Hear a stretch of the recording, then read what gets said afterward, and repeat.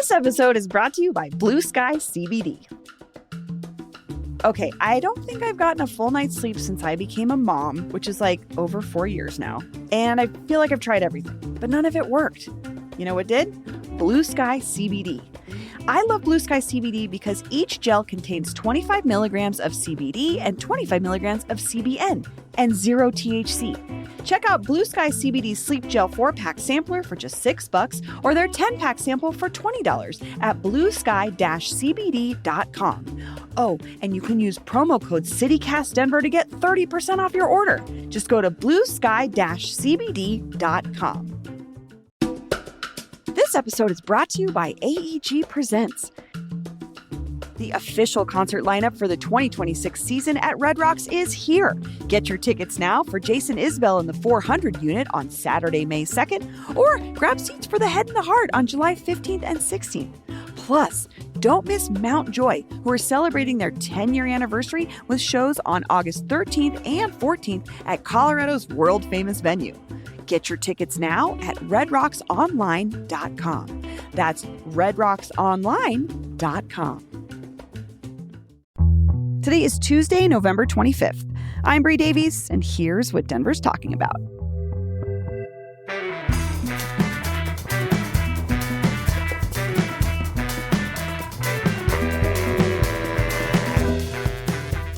Welcome to CityCast Denver, the show about the city that still hasn't seen its first snowfall. I know we've already talked about this, but it just really hit me this weekend in a scary way. Justine, how are you feeling about this? In a scary way? Are we ever going to get snow? It's too hot. Yes, it hit me in a scary way too, because last week I was outside working from home and the dogs are playing. I'm like, this is lovely. And then I was like, wait a minute. Thanksgiving's in 2 weeks. What the hell is going on? I don't. It is weird. Yeah. I'm not putting my Christmas blow-ups outside yet. They look all sad, just in the dirt. Yeah. No snow? I was like, why does my yard look so horrible? And I was like, because this time of year, I've already got snow covered. So I'm like, oh, it just looks snowed on. You don't see all of the dead yard. The dead yard. But I think a lot of people are really starting to freak out. Even... Who's freaking out? My parents and stuff who know about global warming or climate change and know about all these things, but they're kind of like, whoa, is this it? Is this getting real now? They're seeing it happen before our eyes. And I think that's kind of freaking people out. We still have time before we hopefully don't break that record of December 10th.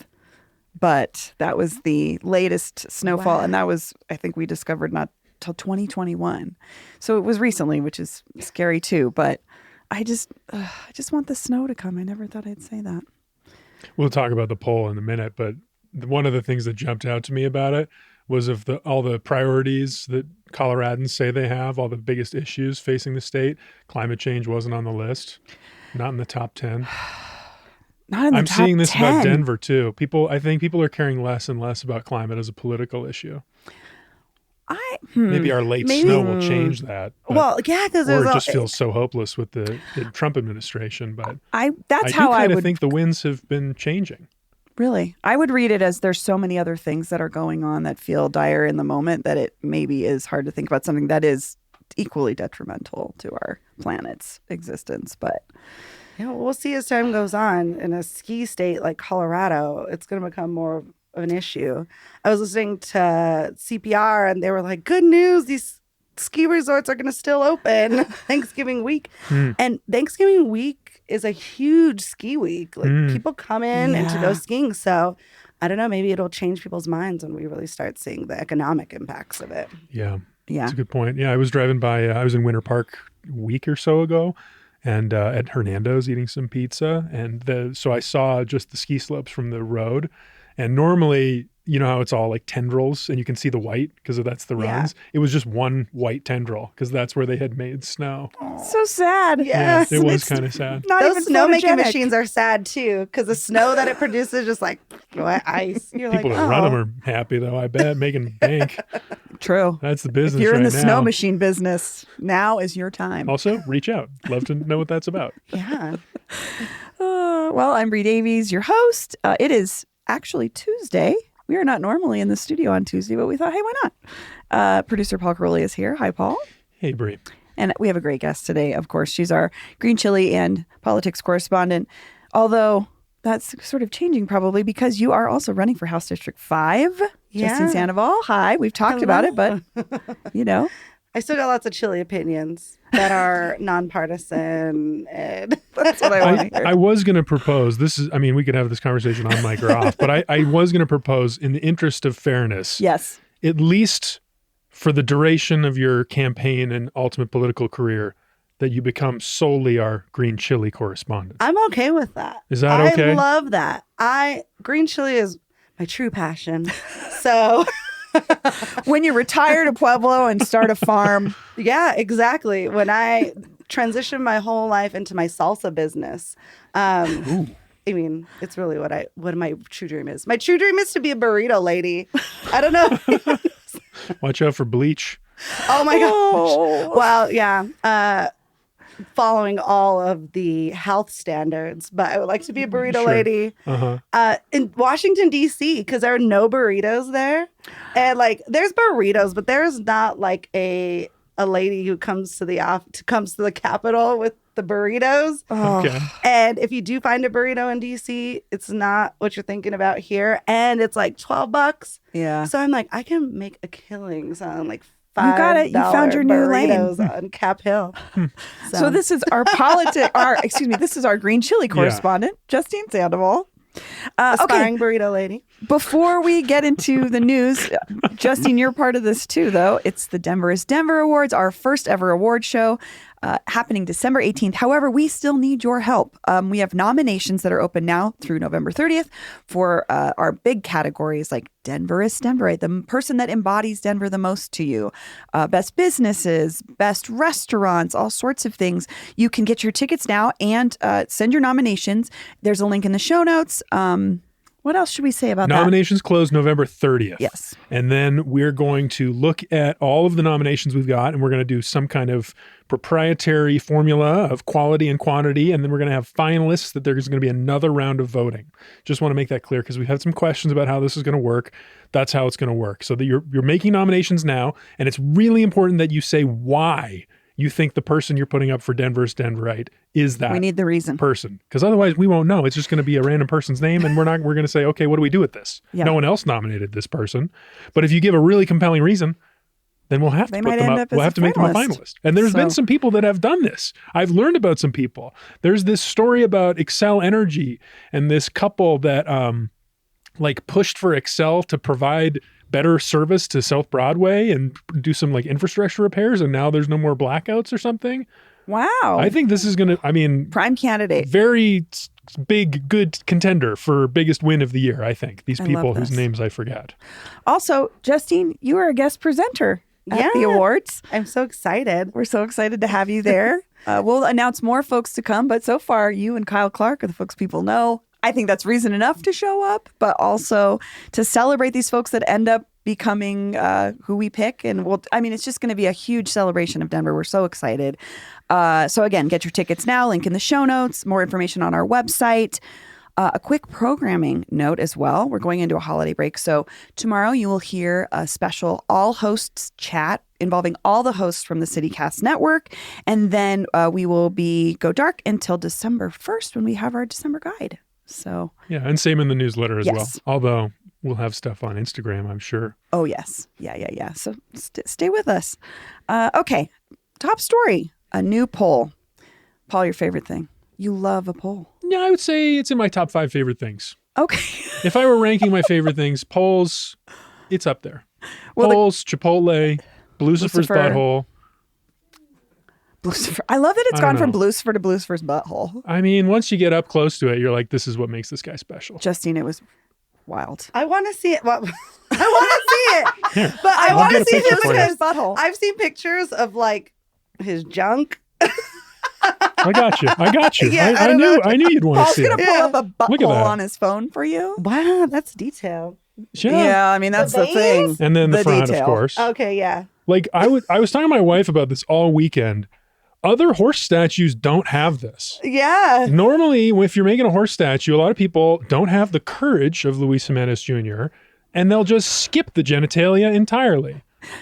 What about Not him. So maybe if you guys want to send us other horse statues that Paul should investigate the balls and butthole of, please let us know. I'm going to take my own pictures. I'm going to start saving them. We can make a nice collection. What's the Mile Lucifer High? stands apart. Horse junk. The Mile High horse? Oh, on the stadium? Oh, Yeah. He it has used a to be name. Bucky, but it's Miles now. Okay. Yeah. Also, there's the mini Mile High Stadium behind it, the miniature version. That's Bucky, I think. He was modeled after the horse Trigger from The Lone. maybe I'm gonna One of them? sound irrelevant. There's here. one outside the library as well, that horse that's on the chair. Oh, sure. I don't remember looking underneath that horse. Okay. And then there's a horse outside the Crumble Cookies on Colorado Boulevard, which my wife and I were at this weekend, and I can verify no junk underneath this horse. Megan, It's gold I with feel like for you. red adornments. You don't think she was under there? I mean, I would have been the first one. I was like, let's Yes. check this out. You want to know? oh my god. You want to know? Well, that's not what this poll is about, but Right. if you want to send Paul recommendations of horses to investigate, you can do that. You can text us 720-500-5418. Send us an email, denver@citycast.fm. Just call it horse butts, and Peyton will send that along to Paul. But the Subject line, money shot. Forward Paul. But the poll, okay, Colorado Polling Institute released a poll of how Coloradans are feeling about a variety of issues, politics, economy, everything. I think there's a lot of big takeaways here from especially the economy and the popularity of Democrats. Where should we start, Paul? I don't know. Was there something that stuck out to you in particular? There's a lot that stuck out to me about this. I mean, so one thing was, will you talk politics with your friends? I thought that was interesting too. This is a question for Coloradans. And this situation, I mean, depending on your perspective, is getting worse. There's been some change. In 2024, 51% of Coloradans said they would not talk politics with their friends. And now it's up to 54%. More and more Coloradans will not talk about politics with their friends. Justine, how do you see that maybe in practice or in real? I mean, your job is politics. You talk about politics with probably everyone around you. What's the vibe there? Oh, the vibes are real low. Let me tell you that. Even in my people, like my community who's like really engaged, people just don't want to talk about it. Even the people who really care about the outcomes, because I think they just feel kind of hopeless. And so even like taking up the energy to talk about these things is a lot for them right now. So they're like, I'm just trying to pay the bills this month. I'm just trying to figure out what's going to happen next. And there's just like the divide is getting bigger and bigger. People are falling more into this tribalism of like, I'm on this side and I'm on that side. We can never find anything in the ground. middle. Yeah. So I think a lot of people are backing away from even having the conversation because compounded with financial issuts, climate change, even though people say they don't care about it, but all of these things that are impacting us. Yeah. I think they think like, let's sideline the political talk for now, just for some sanity. Paul, what did those numbers say to you? I mean, it says what Justine said, really. I mean, I think our politics is really polarized. Yeah. I don't know. And I also think that it's a skill. I think that part of this is the story of the internet taking over our lives and being the place that we communicate with each other. People post now, and when we all know all this crap. I don't need to say things people already know. The internet, that's the other thing. The thing that I've noticed is even broaching this topic with people that I have known to be on sort of the similar side of me, the left side, how far maybe folks are is unclear. So you're even treading lightly on how you talk about certain things because you're not sure how the conversation will go, which I found to be interesting in the last, I don't know, I guess probably year especially. But I was at a party recently where like my husband and I were the only people in the group that didn't know everybody else really well. And so I was trying to navigate how to talk about certain things because I didn't really know. I didn't want to show up to a party and just blow it up and be like, here's the thing no one wants to talk about. But it's just been interesting to me to see that same side of things also having that struggle too. That's why I love this job, though, to be honest. I get to do this every day. This is a skill. Talking to people who are different from you. We try all the time to figure out what people care about and like how to approach it and ask open-ended questions and like really reach people where they are. I personally, I love it. I mean, I wish other people could see this as a benefit and approach it with a little less, judgment going into it. Acknowledge that other people are just going to feel different from you, and because it's such a great part of life. it's so illuminating to hear other people's perspectives, and it helps you too. It's a benefit to you. Yeah. I think for me, it was just like, I don't know these folks and I don't want to like make something uncomfortable by accidentally saying something. And everybody's just trying to enjoy Thanksgiving dinner. And this was just like friends. This was not like a family explosion of politics situation, which actually, I don't think I'll be having that this year. I don't know. This is where you and I differ. I'm perfectly willing to make things uncomfortable. Yes, this is true. I like to prefer to do the opposite. Yeah. I feel like some people who do want to talk politics, they will like corner me at events because they're like, oh, you know what's going on. You know about politics. And then they will either be like, whatever they want to talk about, it doesn't matter. They're just like, corner me and they're like, go on and on. Word and on. vomit on you. Like, I just really want to not talk about this right now either. Can I just get a drink? They're just whispering at you like, RFK's got a point though, right? And I'm like, wait, can we just... Another thing, running for office, it's so weird because you have to talk to so many people. Like, it's just like talking to people from all over. And you get kind of like, what do these people want to hear from me? What do these people want to hear from me? But I got some really good advice recently from someone that was like, that's going to be one of the hardest things is talking to people because you don't know where everybody's coming from right now. You don't want to offend people. You don't want to whatever. But just stay true to what you've believed and the things that you are going to do. That you know you can speak on. And make sure you have those conversations. And it's going to be uncomfortable sometimes. But do not try to, alter what you're saying or anything to get anybody to be appeased. Say what you're going to say because that's the climate it is. And we're going to all keep moving through it. Yeah. So listen, but be yourself. Be yourself, be but respectful. Listen. Yeah. That's good advice. So that's good advice for everyone, I think, too, as we navigate the uncertain future of our government. Take that to your holiday table. Okay.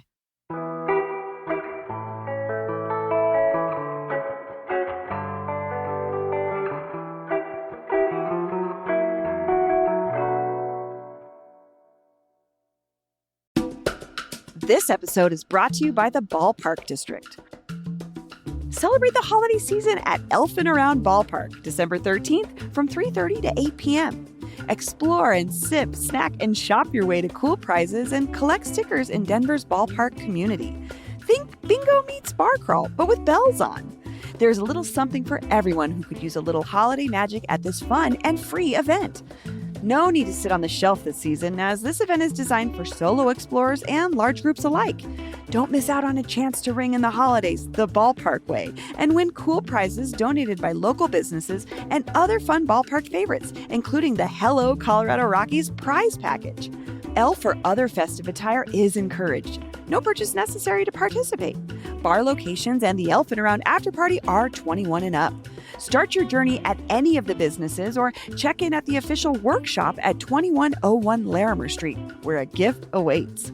Find out more at elfinaroundballpark.eventbrite.com or find the Ballpark Denver on Instagram and Facebook. It's time to go over to our CityCast Denver neighbor and sponsor of this week's episode, Elizabeth Martinez with Compass Real Estate, for our weekly segment, Navigating Denver Real Estate, to answer all of your Denver housing market questions. Hey neighbors, I love discussing and continuously learning about our old Denver neighborhoods. One of my very favorites, the Highland, or the North Side, as those of us born and raised in Denver still call it, which both names are accurate, since Highland was its own city before it joined Denver City and Auraria back in 1860 to officially become known as North Denver. So Highland was built on the bluff above downtown, literally to get away from the dust and industry below. In the late 1800s, it was its own thriving little city, full of elegant Victorian homes built by wealthy families, including the residence of Adolph Coors and the famed Lumber Baron Mansion, which still stands today as a bed and breakfast. The Potter Highlands Historic District now preserves those beautiful old homes and tree-lined streets, along with the Scottish village around the beautiful North High School. While just a few blocks east, Lower Highlands starts at Tejon and dips into the lower river valley, has its own modern energy. The streets there run diagonally, matching downtown across the Platte River, and the architecture is newer for the most part, built around 2010 plus when the area started popping off with scrapes. This area is creative and fun and full of rooftop patios with skyline views. Together, Highland and Lehigh blend history, style, and community. The perfect mix of old Denver charm and vibrant Denver lifestyle. This neighborhood is perfect for people that love to be in the action of the city, but also love cutting down their commute to the mountains. This segment is sponsored by Elizabeth Martinez with Compass Real Estate. Have a question about Denver real estate? Use the link in the show notes to submit it. Elizabeth might answer your question in next week's segment. So another big part of this poll was the popularity of Democrats in particular, which they polled on. Bennett's popularity, as he runs for governor as well, has slipped from 45% in March to 41% in the latest poll. Paul, how do you think this plays into the governor's race for Bennet, who's been really out there? This is the governor's race. Everyone is looking at these numbers. These numbers are incredibly important. Someone like Michael Bennet running for governor, seeing a 4% drop in favorability, that's kind of a big deal. Yeah. Especially when you compare his numbers to Weiser's numbers in the poll. Weiser, his main competition for the Democratic nomination for governor, which will almost certainly be the only race that matters next year for governor, is Weiser versus Bennet. No one else has gotten in. Republicans are a non-factor in Colorado. And if you look at those numbers, Bennet is still got a huge advantage because of name recognition. He has been senator since 2009. Everybody in Colorado knows Michael Bennet, period. That's just what it is. But his favorabilities are slipping. And Weiser, if you look at the numbers, people do not know who he is. The name recognition, even though he has won a stuck out to statewide me. race and become our attorney general. But where he has an advantage is his favorability ratio.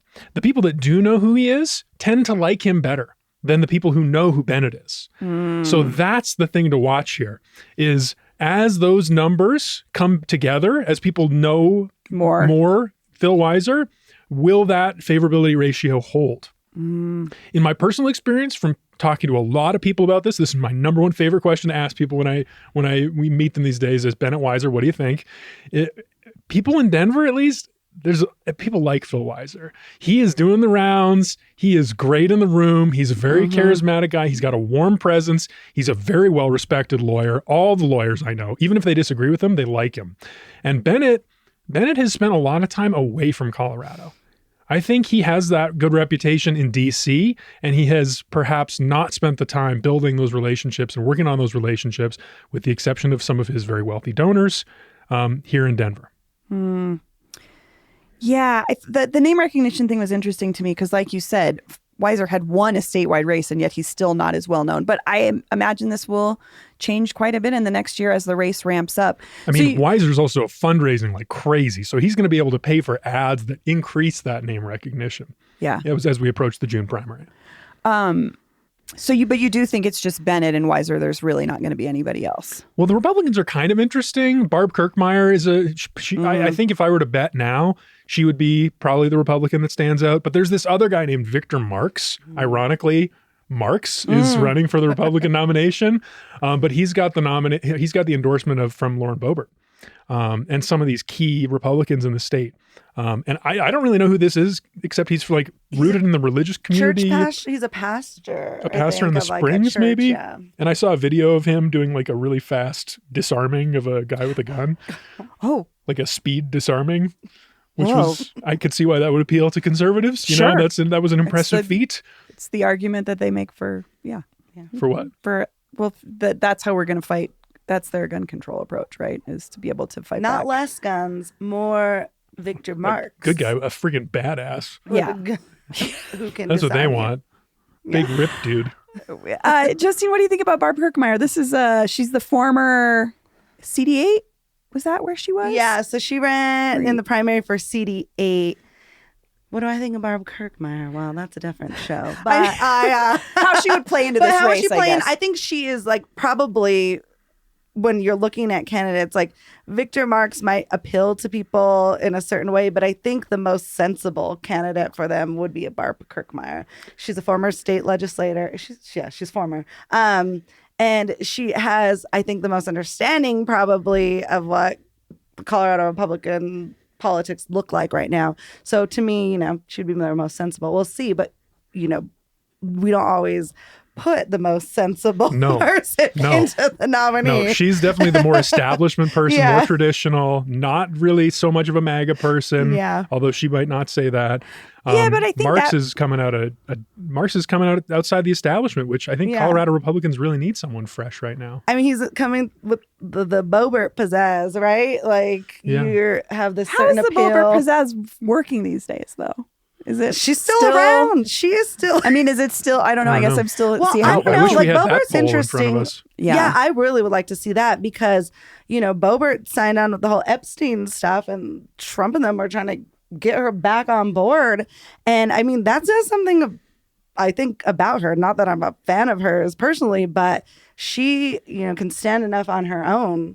And even like Marjorie Taylor Greene, to see the women on the Republican side be able to take a stance and push back and see so many of like the mega men not be able to do that or have like the courage to do that. So I don't know. I think the Boebert effect might still be in play here. Yeah, I'm kind of wondering how that will play out when we start seeing it in elections. What else was there was just so much in this poll. Can I say something more about Weiser and Bennet? Sure. Again, my favorite topic. Sure. So Weiser I actually talked to last week because I got a press release from his office. One of the many. They are so energetic when it comes to relating to the press. But he announced that they had reached a settlement with Greystar, which is one of the big corporate landlords, over a lawsuit that Weiser and several other state AGs had brought relating to Greystar's use of RealPage, the product that a lot of people just call the rent algorithm. So this has been controversial lately. And so I talked to Weiser about it. It's a $7 million settlement, which is going to allow them to continue prosecuting similar cases, including another one relating to junk fees against Greystar. But RealPage has agreed to stop using the rent algorithm. Wow. And Weiser is like, this has been a priority for me for years. I really care about renters. And then, quote, I know Bennet joined you and wasn't able to comment on this. He's referring to the moment in our interview with Bennet where Bennet was not familiar with RealPage or the rent algorithm. And I will say I did maybe get some texts from some other officials that were like, how did he not know what that was? Very surprising. Very surprising. A lot of Denverites care about this. And then Weiser goes on, I looked at his housing plan and noticed there wasn't anything about renters at all.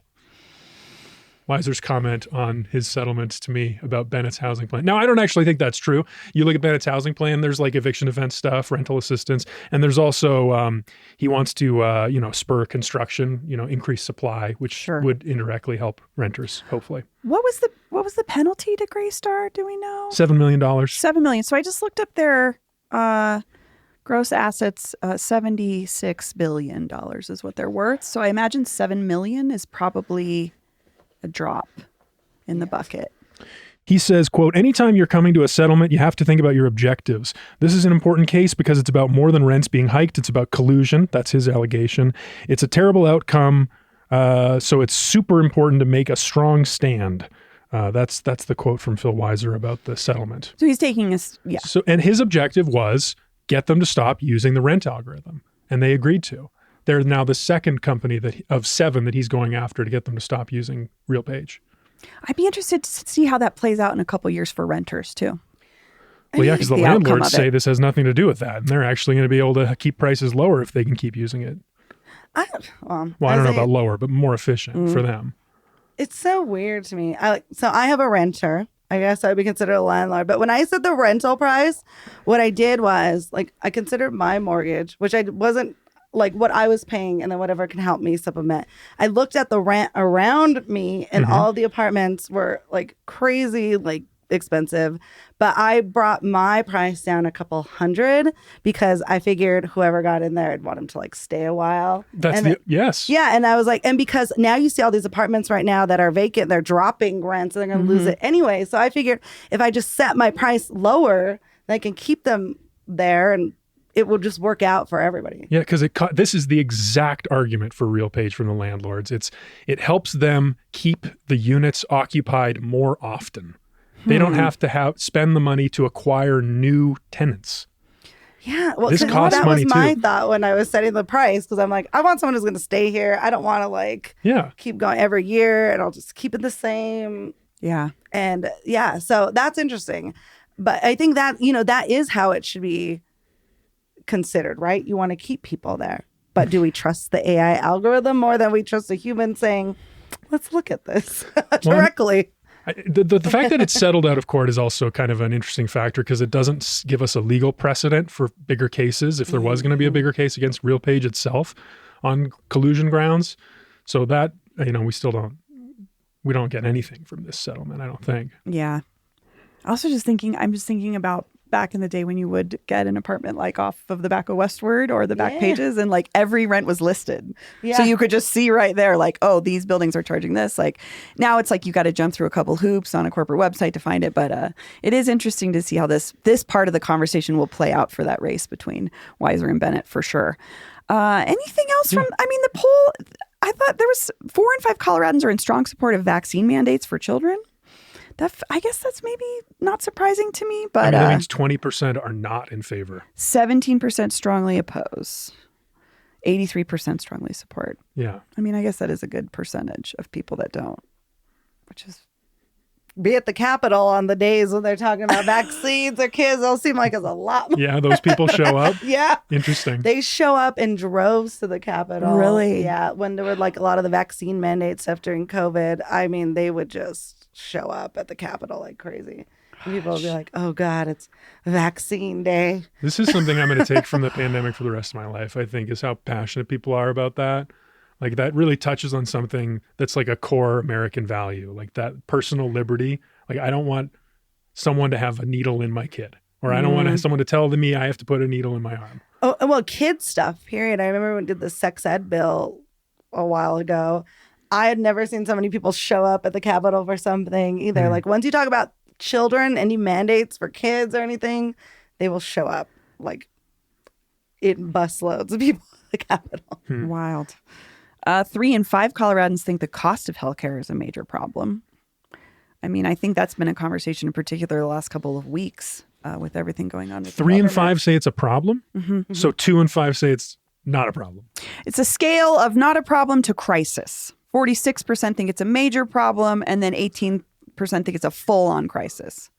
So there was 4 like degrees of this crisis. Well, yeah. I mean, it for our state in particular, I think a lot of people don't realize like the higher insurance markets are in our rural areas, and access is a huge issue. And so you have I think a lot more Coloradans across the board are like, yeah, healthcare access is an issue for them. And so, and when we have the federal budget cuts come in, it really impacts our rural healthcare access more than people realize. You know, you don't have like a hospital like Denver Health in your area. The catch-all. The catch-all. You don't have that in your community. So I think it is a crisis for a lot of people across the state. Yeah, it's rough. Interesting. Well, I don't know anything about that. I just don't. I feel like it's that one of those things too, where when you have steady care, like your insurance you don't have to be on the market, and you know, you don't think about it as much. But if you're someone that's having to deal with it, I know a lot of independently, like independent contractor folks, or friends that are artists that are like, my insurance is about to jump 7. My friend has diabetes, and she's like, my insulin's going from $200 to $700 a month. Like, I don't know what I'm going to do. And so that's when it really is a crisis. Yeah, I'm going to be uninsured for the time being because my rates, just like as an individual in the market, I had finally got health insurance. I was like, all right, this is good. I was spending a good rate. I was going and getting everything taken care of. And then now it's like, especially like running for office right now, I'm like, I'm just going to have to step back for a moment because it's just not affordable. But and that's so many people. I know people who are independent contractors who have families. Their rates are going up to like $2,500, $3,000 a month to insure their families. Holy cow. And they're like, we're just not going to be insured, but we're going to make sure the kids are good. Yeah. But people can't live like that. No, they can't. You don't know what's going to happen. I'm like counting my medication. I'm like, okay, can I get through this until? Can I skimp here or there? Yeah, it's a scary thought. It's very scary. Well, be interesting to look at these numbers again, maybe in 6 months, especially as we get farther into the governor. I mean, we're early on in the governor's race. We aren't even to the primary yet. So it'll be interesting to revisit those numbers. I think you're going to start hearing about it a lot in January and February. You think with just the time? Because June is when we vote. So Once we're actually into 2026. They're raising so much money, they're going to start spending it. Yeah.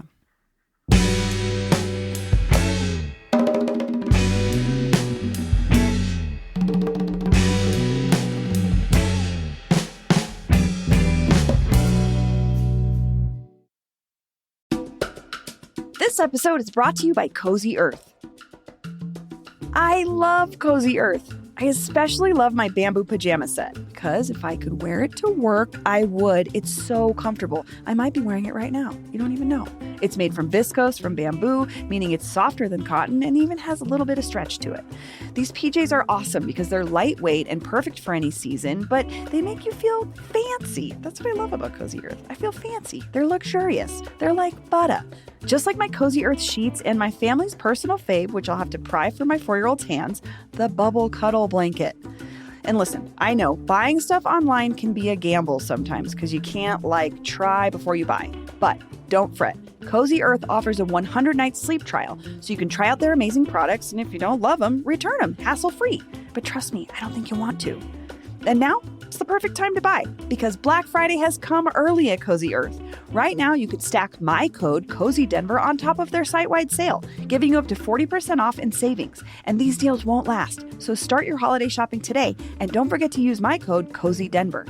And if you get a post-purchase survey, be sure to mention you heard about Cozy Earth right here on CityCast Denver. Just go to CozyEarth.com. Okay, we're back. We love to hear from you, our brilliant and hilarious listeners, about the things you care about, previous shows we've done, things that we do here on this show. We love to hear from you about. We've got a email we got recently addressed to you, Paul. I jumped out of my seat when you talked about the Longmont Wenchels. I've been following the Longmont Times-Call stories about it for years. As someone who grew up in Longmont, it is near and dear to my heart. I'm a proud Skyline High School grad. Shout out Skyline High School. And our teachers would take us to Wenchels after our finals and AP tests to celebrate. And the apple fritter was always my go-to. My parents still live up there, so you better believe I will stop by for an apple fritter once they reopen. Hopefully I run into you there. Ben. I hope so too, Ben. That was a really nice email, Ben. Yeah, I mean, we'll see if they're actually open. A little color about Longmont. This donut shop, it's been, if you're not familiar, Justine, they've been saying that they're going to reopen for the last 4 years, and they have not. Although this past weekend, they said they were doing a soft opening at a Winchell's, a soft opening. Like, come on. And apparently they did open for a few hours, but they sold out is what I read. And now they're like, there's a sign on the door that says, we're indefinitely closing. We're not sure when we're actually going to be open for real. The apple fritter is elite. Winchell's is the bomb. I don't care what anyone says. My dad would always I think a lot of Hispanic dads do this. They disappear in the morning on Sunday or Saturday and go run all their errands and stuff. And they show up with a new puppy and some plants and always a box of Winchell's in the morning. God. For my father-in-law, it was the tortilleria in Longmont, which is my favorite tortilleria. And they have some carnitas and they have beans. And so he would bring it back and then they would, refry the beans and make burritos for breakfast. It's great. Great tradition. Still good. I love a Winchell's. Paul, I wanted to actually add, because we talked about this on Friday with Kyle Clark, and I looked up, I couldn't remember, someone made a sign at the Longmont No Kings rally that was about the Winchells, and I remembered thinking it was funny, but I couldn't remember the text, so I looked it up. This person's sign said, "I trust Winchells open soon sign more than Trump." Which is so good. Highly specific. Yeah, just for the people of Longmont. Highly specific. I love how creative everyone is, and I love how hyper local people are with their things. That is a good sign. I love that. Okay, we have an anonymous text. It says, isn't there a current water shortage in Aurora to the point that they are asking restaurants not to automatically serve water, but where they're building a third data center? Do we know anything about this? I mean... It sounds like they're referring to this Denver Post story last week about Aurora City Council, one of the last moves they made before the new progressives took power.